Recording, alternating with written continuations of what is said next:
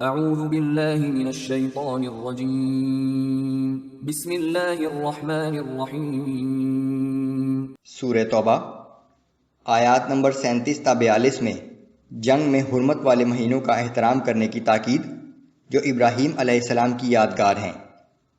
منافقین کو جہاد سے فرار اختیار کرنے پر وعید۔ اللہ ہمیشہ اپنے رسول کی مدد فرمائے گا۔ مسلمانوں کو ہر حال میں اپنی جان اور مال سے جہاد کرنے کی تاکید۔ اعوذ باللہ من الشیطان الرجیم۔ انما النسیء زیادة فی الکفر يضل به الذین كفروا يحلونه عاما ويحرمونه عاما ليواطئوا عدة ما حرم الله فيحلوا ما حرم الله۔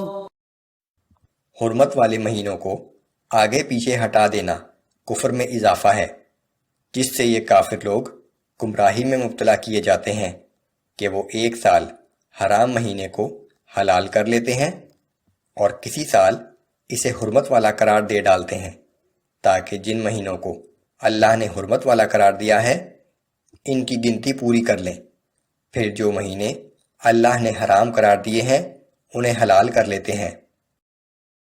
زین لهم سوء اعمالهم، ان کے برے اعمال ان کے لیے خوشنما بنا دیے گئے ہیں۔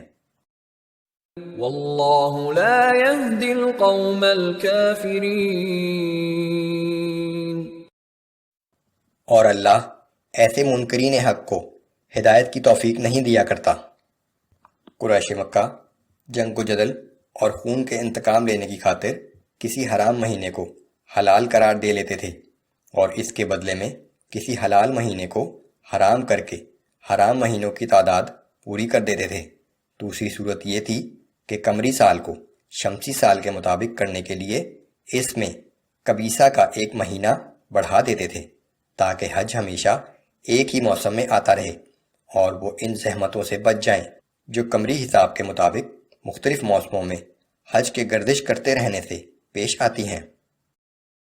یا ایہا الذین آمنوا ما لکم اذا قیل لکم انفروا فی سبیل اللہ اثاقلتم الى الارض۔ اے ایمان والو، تمہیں کیا ہو گیا ہے کہ جب تم سے کہا جاتا ہے کہ چلو اللہ کی راہ میں جہاد کے لیے باہر نکلو تو تمہارے قدم زمین سے چمٹ جاتے ہیں۔ پس منظر میں سن 9 ہجری کے دوران غزوہ تبوک ہے، جب موسم بھی شدید گرمی کا تھا، فصل کے پکنے اور کٹنے کا زمانہ بھی قریب تھا اور سفر بھی خاصا دور دراز کا تھا۔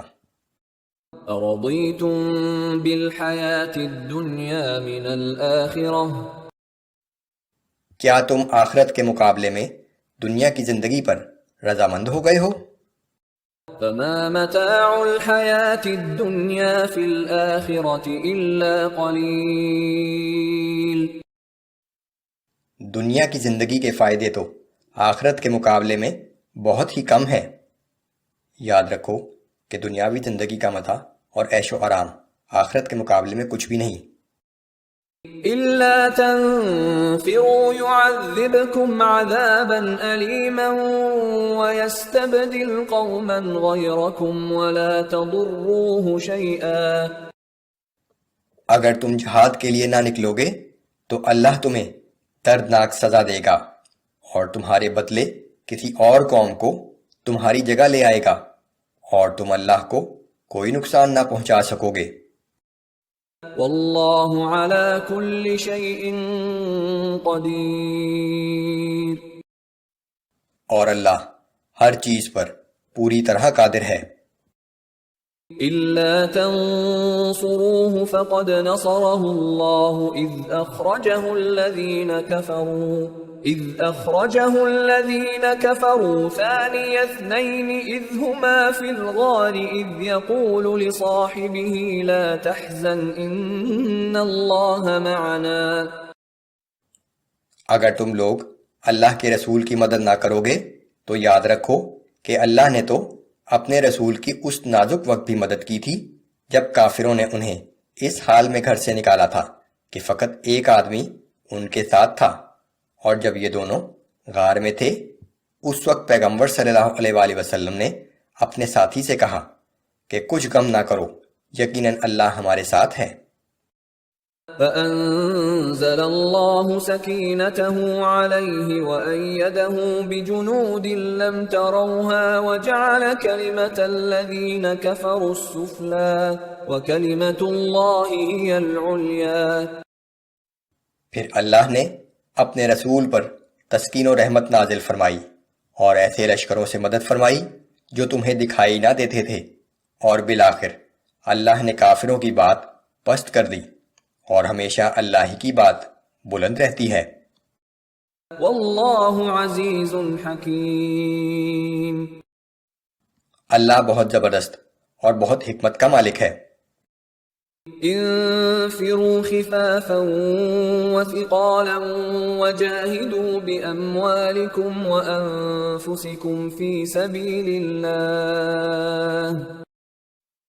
اے مسلمانوں، خواہ تم ہلکے ہو یا بھاری، جس حال میں بھی ہو جہاد کے لیے نکلو، اپنے مال اور جان سے اللہ کی راہ میں جہاد کرو۔ ذالکم خیر لکم ان کنتم تعلمون۔ یہی تمہارے لیے بہتر ہے اگر تم کچھ سمجھ رکھتے ہو۔ لو كان عرضا قريبا وسفرا قاصدا لاتبعوك ولكن بعدت عليهم الشقة۔ اے پیغمبر صلی اللہ علیہ وآلہ وسلم، اگر ان لوگوں کو کوئی آسانی سے حاصل ہونے والا دنیاوی فائدہ نظر آتا اور سفر بھی آسان ہوتا تو یہ لوگ ضرور آپ کے ساتھ جاتے، لیکن ان کے لیے تو یہ سفر بہت لمبا اور کٹھن ہو گیا ہے۔ وَسَيَحْلِفُونَ بِاللَّهِ لَوْ اسْتَطَعْنَا لَخَرَجْنَا مَعَكُمْ يُهْلِكُونَ أَنفُسَهُمْ۔ ان قریب یہ لوگ اللہ کی قسمیں کھا کر کہیں گے کہ اگر ہم میں قوت اور طاقت ہوتی تو ہم یقیناً آپ کے ساتھ نکلتے۔ ان منافقین کا ذکر ہے جنہوں نے جھوٹے عذر پیش کر کے رسول اللہ سے جنگ میں نہ جانے کی اجازت لے لی تھی۔ يهلكون أنفسهم والله يعلم إنهم لكاذبون۔ یہ لوگ خود ہی اپنی جانوں کو ہلاکت میں ڈال رہے ہیں، اور اللہ جانتا ہے کہ یقیناً وہ جھوٹے ہیں۔